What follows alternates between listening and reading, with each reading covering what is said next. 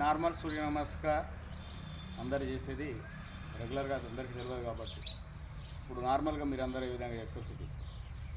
This is normal సూర్య నమస్కార్. ఇట్లా ఇట్లా అంటే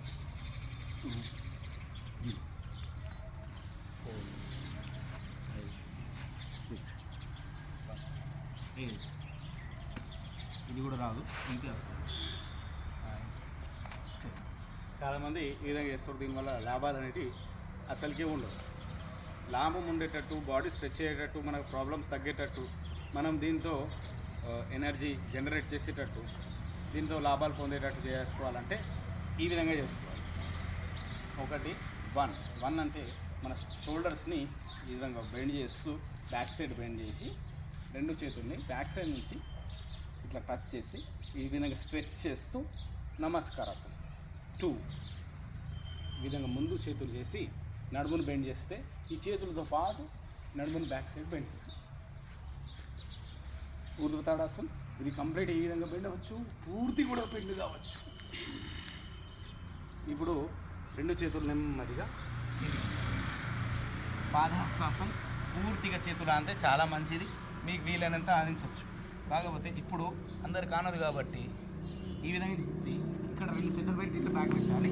కాకపోతే మీకు ఈ విధంగా రాదు కాబట్టి ఇలా బెండ్ చేసి రెండు కాళ్ళ మధ్యలో, రెండు చేతుల మధ్యలో కాళ్ళు ఉండాలి.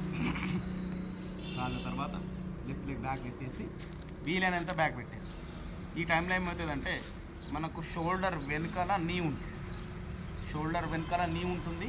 ఈ కింది నుంచి ఇప్పుడు షోల్డర్ పైకి వచ్చేస్తుంది, నీ ముందుకు బెండ్ అయిపోతుంది కంప్లీట్గా. మనం బ్యాక్ చూస్తాం. ఇది అశ్వసంచలనాసనం 4th నెంబర్.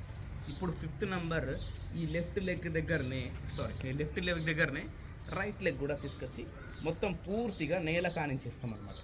తలకాయ పూర్తిగా లోపల చేసేసి పర్వతం లాగా ఉంటున్నాం. పర్వతాసనం. నెక్స్ట్ సాష్టాంగాసనం. ఈ టైంలో గదవ, ఛాతీ, చేతులు, మోకాళ్ళు, కాళ్ళు కింది కానుంటాయి. కడుపులో గ్యాప్ ఉంటుంది. కడుపు దగ్గర కడుపు భూమి కానించకుండా ఉంటాము. శ్వాసను పీలుస్తూ భుజంగాసనం. కొంచెం దీంట్లో కూడా స్ట్రెచింగ్ చేస్తే ఈ విధంగా బెండ్ అయ్యి వెనక్కి చూడాలి. మళ్ళీ తలకాయ ఇటు సైడ్ బెండ్ చేసి ఇటు వెనక్కి చూడాలి. ఇక్కడ చేసినప్పుడు ఇదంతా స్ట్రెచ్ అవుతుంది. కడుపు దగ్గర కొలెస్ట్రాల్ అనేది తగ్గుతుంది. తర్వాత మళ్ళీ పర్వతాసనం. మళ్ళీ లెఫ్ట్ లెగ్ పైకి లేపి మెల్లిగా పైకి లేపడానికి కారణము మనకు సయాటికా ప్రాబ్లమ్స్ రావు. రెండు కాళ్ళ మధ్యలో తీసుకురావాలి, రెండు చేతుల మధ్యలో కాళ్ళని తీసుకురావాలి. ఇప్పుడు కూడా సేమ్ మన షోల్డర్కి వెనుకల నీ ఉంటుంది.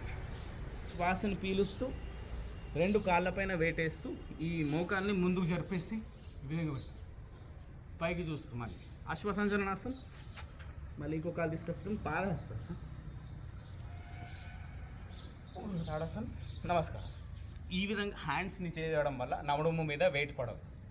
నడుము మీద వెయిట్ పడితే ఫ్యూచర్లో నడుము నొప్పి ప్రాబ్లమ్స్ వస్తాయి. ఎందుకంటే food and everything pesticides and fertilizers కాబట్టి పోషక తత్వ పదార్థాలు తీసుకుంటే నార్మల్గా చేయొచ్చు.